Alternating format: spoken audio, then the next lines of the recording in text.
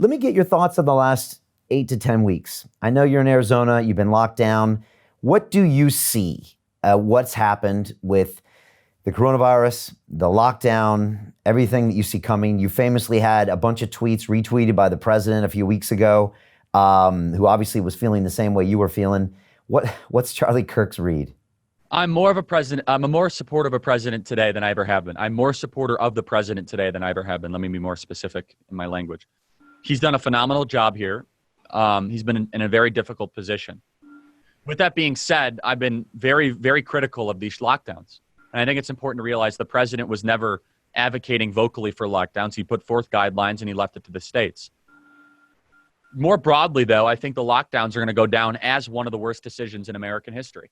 And I think the president agrees with that. The president said that we can't let the cure be worse than the virus. He retweeted me saying that early in March, by the way, early on in this process. I think that we were lied to by a lot of these governors. We were lied to by the Imperial College model. People need to go to jail for what they did. The data and the modeling has proven to be incorrect. And let me just build this out a little bit more. We've never even seen the code that's gone into these modeling that we shut down entire society for. Do you know that the data has still not been made transparent? We've still not seen the input variables that were used, where they said that there could be 2.2 million deaths. 2.2 million deaths. I would have shut down America if those models were put in front of me. My goodness, are you kidding me? 2.2 million deaths? Now, I was more skeptical from the outside because I know that this quote-unquote expert community and the hysteria mob in the scientific consensus community that does nothing but tries to create clickbait modeling, they're not actually always rooted in the best interest of our country. They're rooted in what's the best interest of getting them attention and shutting down Western society. I'm afraid that this was a trial run for a police state. I'm afraid that what was happening right now was how far can we push the boundaries? What is America's breaking point? And these people that are now acting surprised, oh, we didn't know it was going to happen. Well, you must have no understanding of 20th century history. I mean, the 20th century is a bloodbath. And the bloodbath started with lockdowns, when people couldn't leave their home and express themselves and be free, when the government told you exactly what to do and how to do it.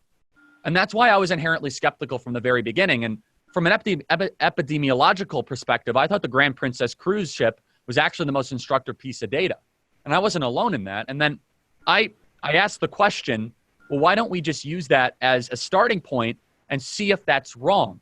Instead, we decided to shut down all of Western society and then find out about the virus. That wasn't right. We now have 37 million people out of work in the States. We now have an economy that's going to take a lot of effort to rebuild. Again, the president empowered states, and you saw states like South Dakota and Governor Nome do heroic things and not shutting down her state. And you had Gavin Newsom and Andrew Cuomo be absolute tyrants and continue to be it. And then you have Gretchen Whitmer, who's the worst governor in America. She's a Stalinist or a quasi-Stalinist. And she would have been a great regional governor under the USSR. She would have been terrific. And you know why? Because she's a pure and complete hypocrite. And the example this last weekend should enrage every single person listening to this and watching this, where her husband goes to a marina, and he basically wants his boat to be put into the water. And his husband signed an executive order saying you're not allowed to go into the water because that's going to spread coronavirus. Complete rubbish and total nonsense, absolute balderdash. There's no truth to that. But then he does the whole, no, don't you know who I am? My wife's the governor routine. And the people working at the marina were not thinking like, no, we're not doing this. And they publicized it. At first, she denied it. She said it's not true. She called it an internet hoax. And now she said he was joking around, and I don't think it's funny. She is the absolute perfect archetypical rules for thee, but not for me, autocrat, leftist tyrant. And so we have a decision to make in Western society, which is, are we going to use this as the trial run for Marxist totalitarianism that we never want to go back to? It is a time for an absolute freedom, liberty revolution, the likes of which Western society has never seen. I'm leading it. I went all in early. I was on the front page of the New York Times, 1A, for my outspoken criticism of the lockdowns, being ridiculed and mocked by the sanctimonious leftist mob all throughout the process.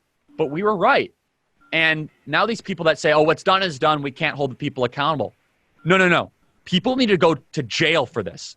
There are more people that died for suicide in California than of the Chinese coronavirus. And holding China accountable is a completely different conversation of which I'm happy to comment on. But we need to differentiate between the virus and the lockdown, because the virus infected people. Politicians shut down your life. Two completely different things. Were you surprised by the compliance of everyone to that lockdown? Yes, I was disappointed. Yeah. I said this vocally. I said, "What? Where's the outrage? We have a couple thousand people protesting. I need a couple million." Since when has America become so easy to comply with state-run autocrats that want to take away your freedoms on shaky science? I was more than surprised, to tell you the truth. I was horrified. Brian, I was let down because this is not a country I thought I was living in. I thought we were a country where they said to stay home. They said, no, you got to prove that to me a lot, beyond a shadow of a doubt, to shut down my business. For me as an evangelical Christian, the most important thing in my life, to tell me I can't go to church on Easter. Excuse me? No. You don't get to do that. My rights are natural from God. I believe in a Lockean theory of natural rights that you have to prove to me beyond a shadow of a doubt with good reason every couple days in front of a judge that I can't take the blood and body of Jesus Christ on the holiest day of the Christian calendar. You don't get to do that. We created you. You didn't create me. And so I still am really let down and horrified. And I'm afraid that if they try this again with a more aggressive, better planned model, if you will, for no pun intended, that it could be the end of Western society. I hope it's a wake-up call for people, because the tyrants were really close to destroying everything that we loved. And the only reason they didn't is people actually started to protest and wake up. It's not about the modeling. It's not about the science. The only reason this started to change was the 22,000 people that showed up in Lansing and started hawking at Gretchen Whitmer, the tyrant.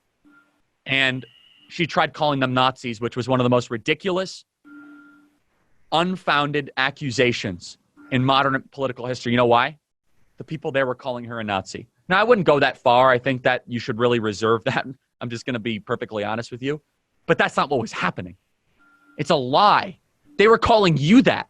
She said, I saw imagery of things I didn't like that were from that time period of the 1930s and 40s. No, they were calling you that, Gretchen Whitmer. They weren't saying that's a good thing.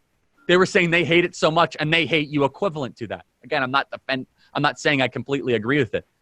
But left is not the left is not in pursuit of truth, and truth is not a left-wing value. And one final thing on this is, look, how many undetected cancers, how many undetected tumors, suicide hotlines, overheating, anxiety medication has gone, applications for anxiety medication has gone through the roof. Opioid use is up, marijuana use is up, alcoholism is up, the price of cocaine is up. As bizarre, I don't know how you quite calculate that without arresting the people that are actually dealing the cocaine, but that's a different conversation for a different time. This is probably going to go down as one of the worst mistakes in Western society. We need to recognize it, admit it, put a flag in the ground, arrest the people that lied to us, and make sure it never happens again.